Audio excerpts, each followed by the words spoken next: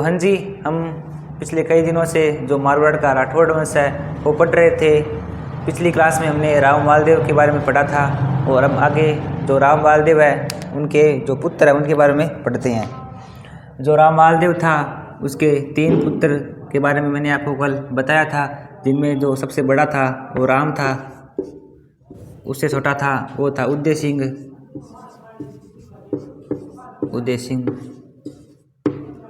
और जो सबसे छोटा था वो था चंद्रसेन। लेकिन राम मालदेव ने उदय सिंह को राजा नहीं बनाया, राम को राजा नहीं बनाया, उदय सिंह को राजा नहीं बनाया और चंद्रसेन को राजा बना दिया। ये हमने कल तक देखा था। अब हम चंद्रसेन के बारे में पढ़ते हैं। चलो पढ़ते हैं राव चंद्रसेन के बारे में।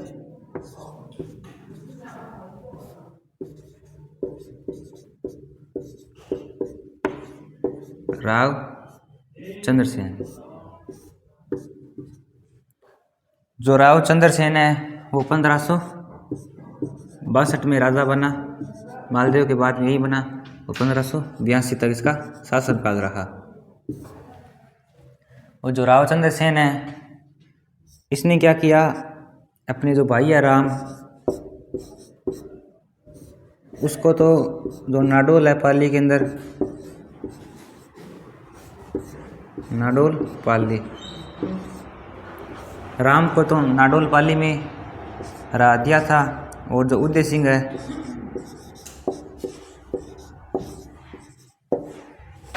उदय सिंह को अपनी जो जोधपुर में लोहावाट है, लोहावाट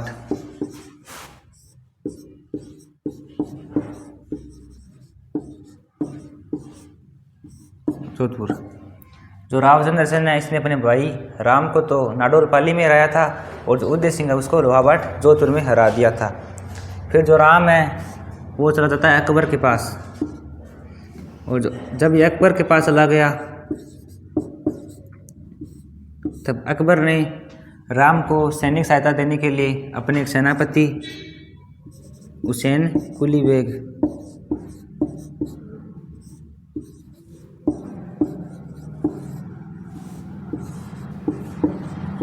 जो हुसैन कुली बेग है उसको भेजा। कब भेजा? 1564 में हुसैन कुली बेग को मारवाड़ पे आक्रमण करने के लिए भेजा।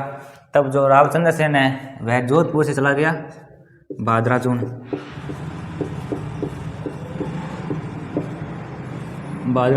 जालोर, यहाँ पे चला गया था। फिर जब भादराजून चला गया, अब आगे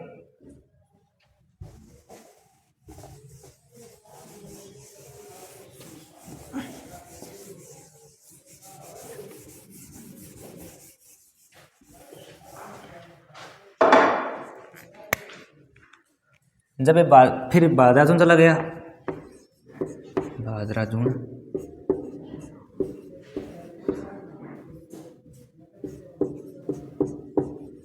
जालोर। फिर क्या होता है, जब अकबर का नागौर दरबार लगा था 1570 में, नागौर दरबार 1570, नागौर दरबार में क्या होता है, ये जो चंद्रसेन है वो चला जाता है। चंद्रसेन चला तो गया लेकिन वहाँ पे इसने देखा कि जो अकबर है वह पहले से ही जो इसका भाई था उदय सिंह, राव चंद्रसेन का, तो राव चंद्रसेन का भाई था उदय सिंह, उसके पक्ष में अकबर था। मतलब कि इसको लग रहा था कि अगर मान लो मैंने इसके साथ संधि कर ही ली तो ये मेरे को राजा नहीं बनाएगा, मेरे भाई को राजा बना देगा। तब ये राव चंद्रसेन क्या करता है, अकबर से बिना मिले ही ये चला जाता है वापस भादराजून चला जाता है। ठीक है, जब ये भादराजून चला गया, इस बात का जब अकबर को पता चला तो अकबर ने क्या किया, भादराजून पर ही आक्रमण करवा दिया। जब अकबर ने भादराजून पर आक्रमण करवाया तब ये चंद्रसेन क्या करता है, यहाँ से चला जाता है सिवाना, सिवाना है बाड़मेर में। ठीक है, सिवाना चला गया। जब अकबर ने सिवाना पे आक्रमण करवाया तब ये चला गया पीपलुद। जब पीपलुद पे आक्रमण किया तब ये चला गया कानुजा पे, और लास्ट में ये जो सारंग की पहाड़ियाँ थी पाली वहाँ पे चला गया। सारंग की पहाड़ियाँ पाली में चला गया।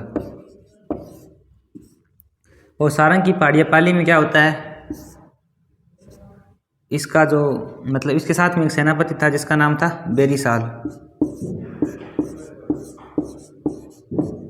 जो इसका सेनापति है बेरीसाल वही से जहर दे देता है। और सारंग की पहाड़ी में उस गांव का नाम क्या था जहाँ जहर देता है, उस गांव का नाम था सिंचियाई।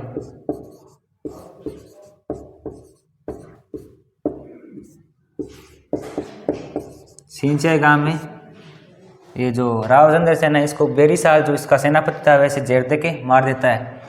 अब देखो 1570 में नागौर दरबार लगा और जो 1564 में हुसैन कुली बेग आया था, ये आपको पता चल गया। और फिर 1574 में क्या हुआ था, इसकी मृत्यु तो ये सिंचाई गांव में हुई थी 11 जनवरी 1581 को, ठीक है। लेकिन फिर 1574 में क्या हुआ ये बताता हूँ आपको। पहले 1574 में अकबर क्या करता है, जो 1570 में नागौर दरबार में पहले क्या हुआ बता देता हूँ। जो नागौर दरबार लगा था उसके अंदर जो बीकानेर का कल्याण महल है, बीकानेर का कल्याण महल, अपने जैसलमेर का हर्राज भाटी और इसका भाई उदय सिंह, रावचंद्र सेन का भाई था उदय सिंह, वह इनकी अधीनता स्वीकार कर लेता है अकबर की। लेकिन जब बीकानेर का कल्याण महल अधीनता स्वीकार कर लेता है तो फिर जो कल्याण महल के बाद में अगला राजा बना था वो बना था राय सिंह। तो अकबर ने क्या किया 1574 में जो राय सिंह था बीकानेर वाला, राय सिंह बीकानेर, जो राय सिंह था बीकानेर वाला उसको आक्रमण करने के लिए भेजता है। और ये राय सिंह क्या करता है, अब देखो इसको आक्रमण करने के लिए कहाँ भेजता है, एक तो भेजता है ये सिवाना पे, ठीक है, और दूसरा बचा था सोजत पे। तो सिवाना था वो था फत्ता राठौड़ के पास, फत्ता राठौड़ जो इनके सामंत थे, ये जागीरें थी सिवाना और सोजत। और जो सोजत था ये था कल्ला राठौड़ के पास, कल्ला राठौड़। तब ये राय सिंह क्या करता है, ये जो कल्ला राठौड़ है इसे सोजत तो जीत लेता है लेकिन सिवाना नहीं जीत पाया। फिर अकबर ने क्या जो राय सिंह से जीता नहीं गया, फिर इसने 1576 में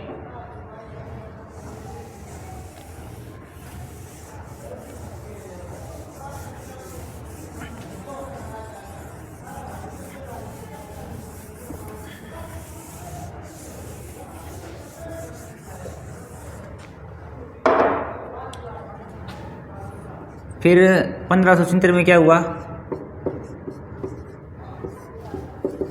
जो अकबर है उसने क्या किया, अपने एक सेनापति शाहबाज खां,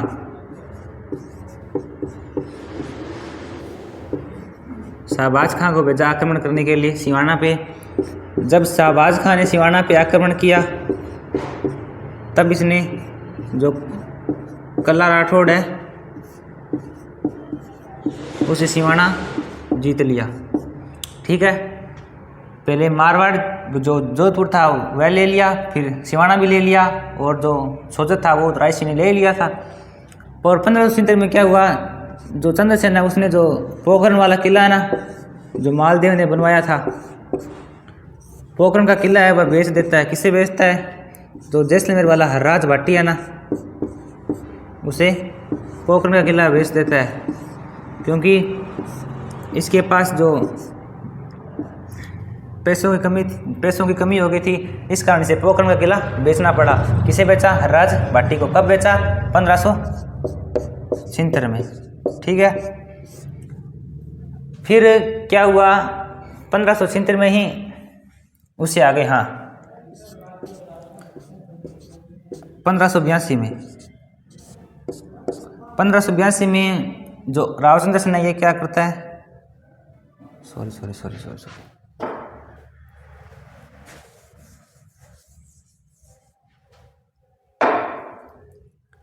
आगे, हाँ 1576 में इसने पोखरण का किला बेच दिया। फिर आगे क्या हुआ, इसने मुगलों का सेनापति था जलाल खां, आपने नाम सुना ही है जलाल खां का, जिसने महाराणा प्रताप से, जिसको अकबर ने महाराणा प्रताप से संधि करने के लिए पहले दूत के रूप में भेजा था, वही जलाल खां कोरची। इस जलाल खां कोरची को रावचंद्र सेन ने, जो मालवा क्षेत्र है, मालवा के अंदर जो रामपुरा है ना, रामपुरा क्षेत्र, वहाँ पे इस जलाल खां को मार दिया था। ठीक है,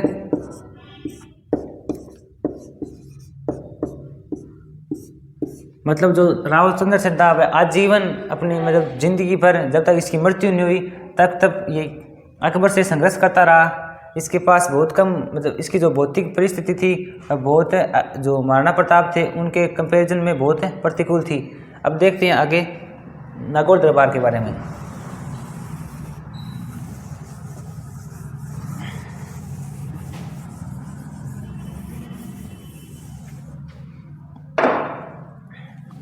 नागौर दरबार,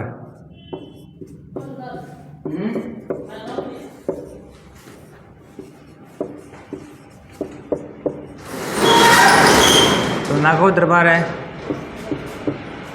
वह 1570 में लगा था। इसमें जो उद्देश्य था नागौर दरबार लगाने का अकबर का, वह था अकाल राहत कार्य, अकाल राहत कार्य। लेकिन जो वास्तविक उद्देश्य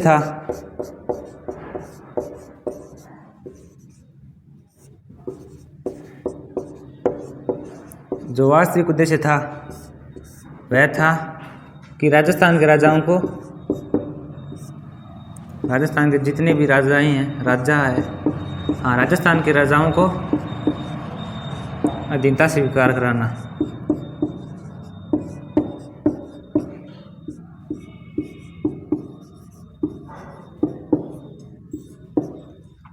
मतलब बिना लड़े, बिना युद्ध करे, कूटनीतिक प्रयोग से अपने राजस्थान के जितने भी राजा हैं उनको अधीनता स्वीकार करवाना। इसके अंदर जो अपना बीकानेर है,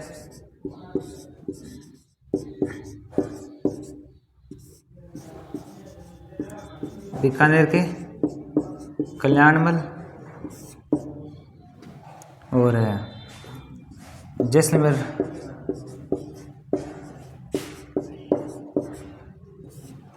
का हर्राज भाटी, बीकानेर का कल्याणमल राठौड़, जैसलमेर का हर्राज भाटी, और जो अपना मारवाड़ का उदय सिंह था, चंद्रसेन का भाई उदय सिंह मारवाड़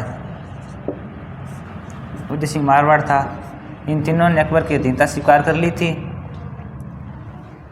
और इस दौरान जब इसका जो पहला वाला उद्देश्य क्या था, अकाल राहत कार्य, तो अकाल राहत कार्य जो उद्देश्य था उसके उपरांत इसने एक तालाब बनाया था नागौर में, जिसका नाम है शुक्र तालाब। बाकी जो इसका वास्तविक उद्देश्य यह था कि राजस्थान के जितने भी राजा हैं उनको अपनी अधीनता स्वीकार करवाना। ठीक है, अब आगे बढ़ते हैं।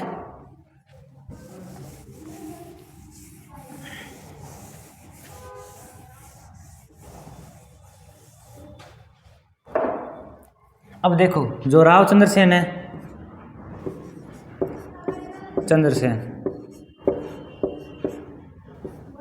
चंद्रसेन और महाराणा प्रताप,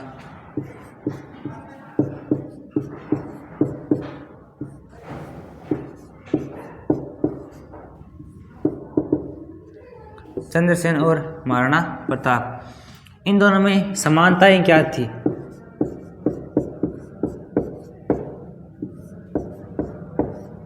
समानताएं देखो, रावचंद्र सेन और महाराणा प्रताप, इन दोनों में समानता ये थी कि जो इन दोनों ने ही आजीवन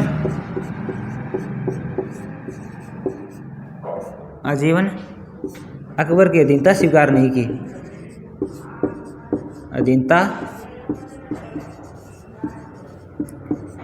स्वीकार नहीं की। और दूसरी, इन्होंने बहुत छोटे क्षेत्र से ही, मतलब कि अकबर के लगभग, जो अकबर ने चंद्रसेन के लगभग सभी क्षेत्रों पर अधिकार कर लिया था, और जो महाराणा प्रताप उनके लगभग सभी क्षेत्रों पर अकबर ने अधिकार कर लिया था। मतलब कि बहुत कम क्षेत्र से ही, बहुत छोटे क्षेत्र,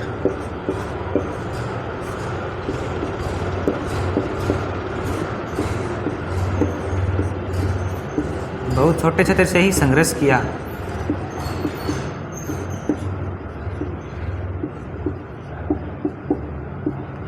और दोनों ने क्या किया, छापामार पद्धति का प्रयोग किया, जिसे गुरिल्ला पद्धति भी कहते हैं।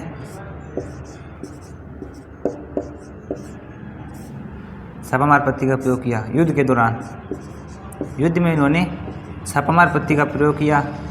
ठीक है। और तीसरी बात, 2-3 तो ही की सच्ची, हाँ,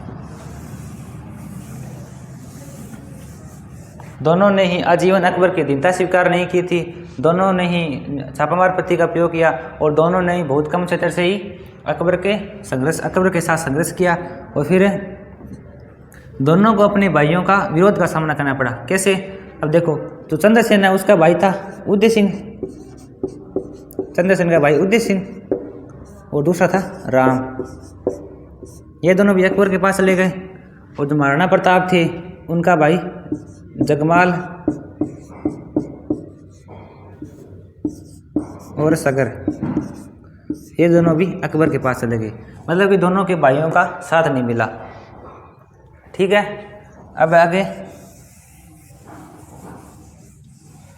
ये तो होगी इन दोनों, ये तो होगी महाराणा प्रताप और राव चंद्रसेन की समानताएं। अब इनमें देखते हैं असमानताएं। अब महाराणा प्रताप और चंद्रसेन में क्या क्या असमानताएं थी। अब देखो, जो महाराणा प्रताप थे, जब उनका राज तिलक हुआ था, महाराणा प्रताप का जब राज तिलक हुआ था, तब से ही उन्होंने मुगल विरोध शुरू कर दिया। ठीक है। लेकिन जो चंद्रसेन था, उन्होंने नागौर दरबार के बाद मुगल विरोध शुरू किया।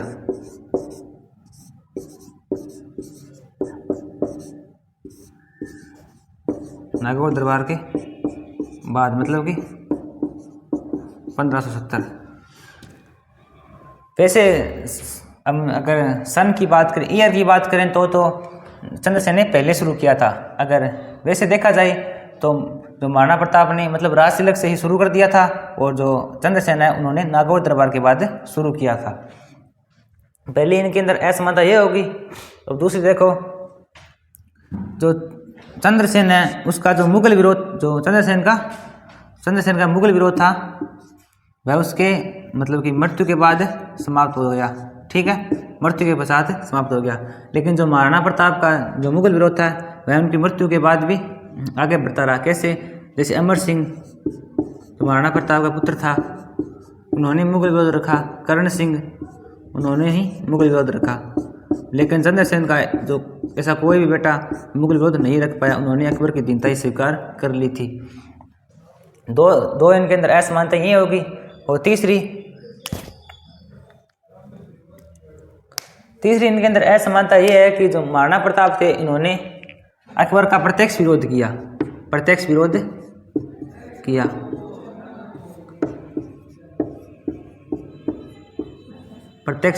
कैसे किया?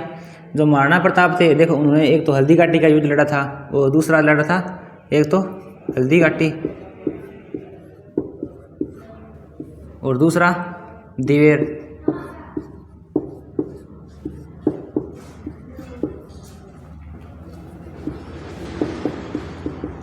हल्दी घाटी 1570, दिवेर 1582।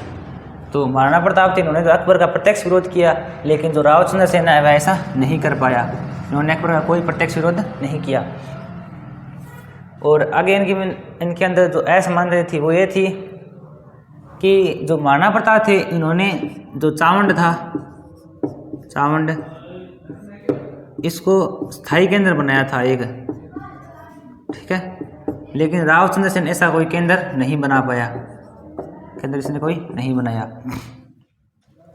इतनी असमानताएं होने के बाद भी रावचंद्र सेन को मारवाड़ का प्रताप कहा जाता है। क्या कहा जाता है? मारवाड़ का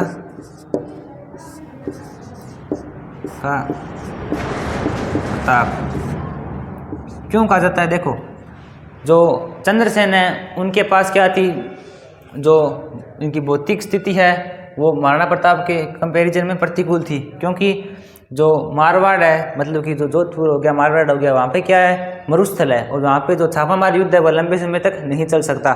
लेकिन जो अपना मेवाड़ हो गया वह क्या है, पहाड़ी क्षेत्र है। पहाड़ी क्षेत्र में जो छापामार युद्ध है वो लंबे समय तक चल सकता है। पहले इनके अंदर ये हो गया सिस्टम। और दूसरी क्या थी कि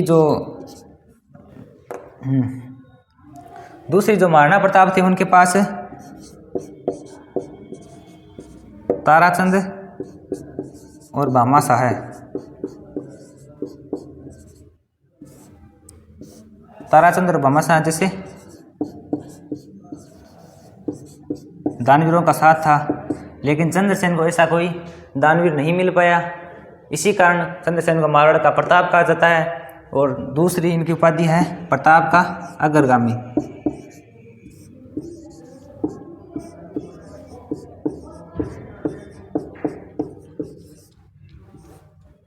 वो जो रावचंद्र सेन है उन्होंने अकबर का कितना विरोध किया, लेकिन उसके बावजूद भी इनको आगे कोई याद नहीं करता। इस कारण इन्हें मारवाड़ का भुल्ला बिसरा राजा, मारवाड़ का भुल्ला बिसरा राजा कहा जाने लगा। जो रावचंद्र सेन और प्रताप में ये इनके कंपैरिजन हो गए। और रावचंद्र सेन के बारे में इतना ही है, बाकी हम कल पढ़ेंगे। धन्यवाद।